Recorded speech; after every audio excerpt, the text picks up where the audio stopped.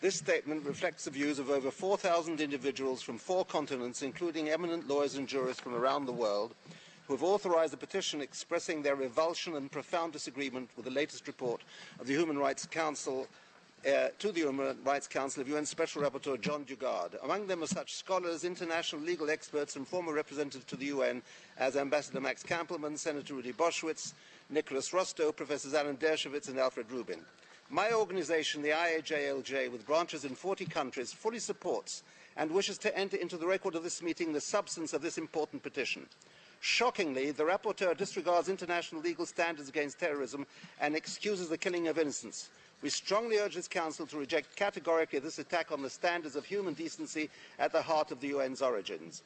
Terrorism is the targeted killing of innocents to intimidate a population or compel a government to act in a particular way.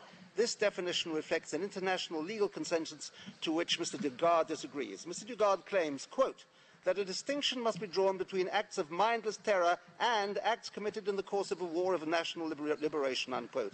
He then categorizes the acts perpetrated upon Israeli civilians by Palestinians acting, quotes, against occupation, unquote, as the second kind of terror. But no terror is mindless in the sense of being politically unmotivated, however misconceived. Mr. Dugard seeks historical support for his positions. Quote, history is replete with examples of military occupation that have been resisted by violence, i.e. acts of terror. He seeks to draw an analogy between the Israeli occupation resisted by a Palestinian terror and, quote, the German occupation resisted by European countries in the Second World War, unquote. Not every act of violence is an act of terror.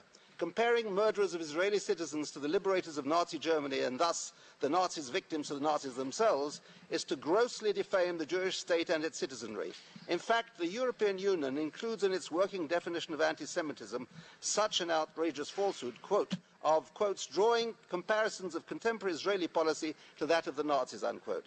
But Mr. Dugard continues, Palestinian terror, and I quote, must be understood as being an inevitable consequence of occupation, and that until this is done, and that is the occupation is ended, violence will continue. Inevitability absolves Palestinian terrorists from moral responsibility for their murderous acts. It alleges they have no choice but to kill Israelis, whether blowing up men, women and children in restaurants or on buses on the way to school or at the synagogue, work or play. Though Palestinian terror groups have declared that they will not end their terror campaign until Israel as a Jewish state ceases to exist, for Mr. Dugard, there is no point in time at which Palestinian terror becomes mindless.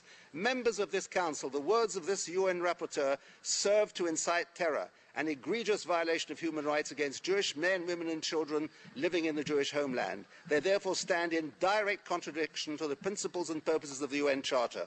Accordingly, we call on you to reject it as a statement of UN policy. Anything less could send a message that the United Nations cannot recognize terrorism, cannot defeat it, and on the contrary, encourage this scourge when its victims are Jews. I thank you, Mr. Chairman.